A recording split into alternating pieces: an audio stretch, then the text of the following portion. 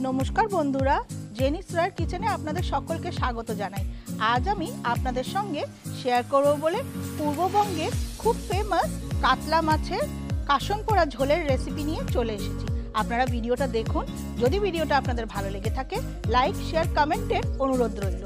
আর যদি আমার চ্যানেলে আপনারা নতুন বন্ধু হয়ে থাকেন তাহলে চ্যানেলটিকে সাবস্ক্রাইব করে বেল আইকন অবশ্যই প্রেস করে দেবেন, যাতে যখনই আমি কোনো নতুন রেসিপি আপলোড করব তার নোটিফিকেশন সবচেয়ে প্রথমে আপনাদের কাছে চলে যাবে। তাহলে চলুন দেখে নিই আমার এই ভিডিওটি।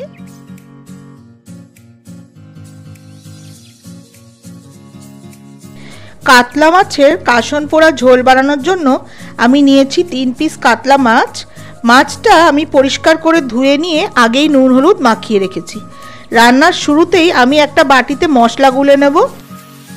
1 টিস্পুন হলুদ গুঁড়ো আর 1 টিস্পুন লঙ্কা গুঁড়ো একটু জল দিয়ে গুলে নেব।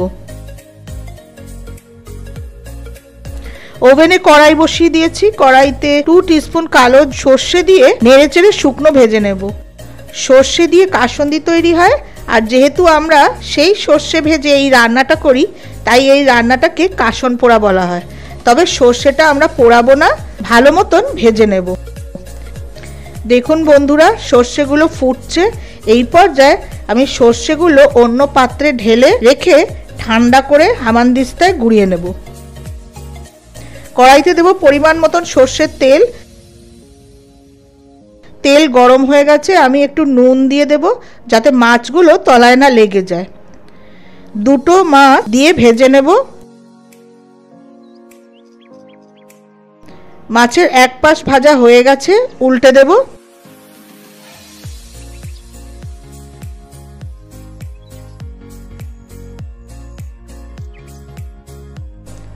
মাছের দু পাশই ভালো মতন ভাজা হয়ে গেছে। আরও এক পিস মাছও আমি একইভাবে ভেজে নেব। সব মাছগুলো ভাজা হয়ে গেছে। আমি ওই মাছ ভাজার তেলের মধ্যেই ফোড়নের জন্য দেব কালো জিরে আর 3টে কাঁচা লঙ্কা। ফোড়ন ভাজা হয়ে গেছে, আমি দিয়ে দেব লম্বা করে কেটে নেওয়া আলু। আলুটা লাল করে ভেজে নেব। আমি সামান্য একটু নুন দিয়ে আলুটা ভাজবো। আলু ভাজা হয়ে গেছে, আমি গুলে রাখা হলুদ আর লাল লঙ্কার গুঁড়োটা দিয়ে দেব। মশলার সঙ্গে আলু তেল ছেড়ে যাওয়া অবধি কষিয়ে নেব। একটু কভার করে দেব। কভার খুলে দেখে নেব আলু মশলার সঙ্গে কষে গিয়ে প্রায় সেদ্ধ হয়ে এসেছে। এই পর্যায়ে দিয়ে দেব ভেজে রাখা মাছগুলো। একটু নাড়িয়ে চাড়িয়ে মিশিয়ে দিয়ে দেব ঝোলের জন্য গরম জল। খুব বেশি ঝোল আমি রাখবো না। ঝোল ফুটে গেছে, আমি দিয়ে দেব খুব সামান্য একটু নুন। যেহেতু মাছ আর আলু ভাজার সময়ও আমি নুন দিয়েছি তাই খুব অল্প নুন দিলাম। আর দেব 2 টিস্পুন শুকনো খোলায় ভেজে গুঁড়িয়ে নেওয়া সর্ষে। সব কিছু একসঙ্গে মিশিয়ে কড়াই কভার করে আলু সুসেদ্ধ করে নেব।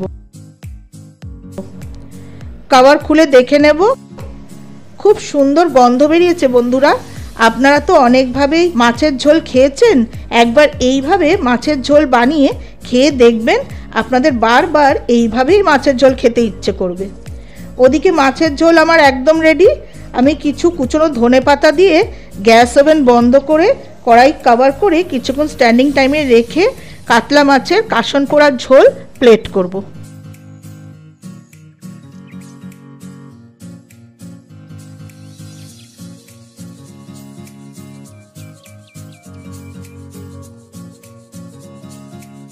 আপনারা ভিডিওটা দেখুন, যেভাবে আমি সুস্বাদু কাতলা মাছের কাশন পোড়া ঝোল আপনাদের রান্না করে দেখালাম, ঠিক একইভাবে একবার আপনারা এই রান্নাটা আপনাদের বাড়িতে করে খেয়ে দেখুন, আপনাদের অসাধারণ লাগবে।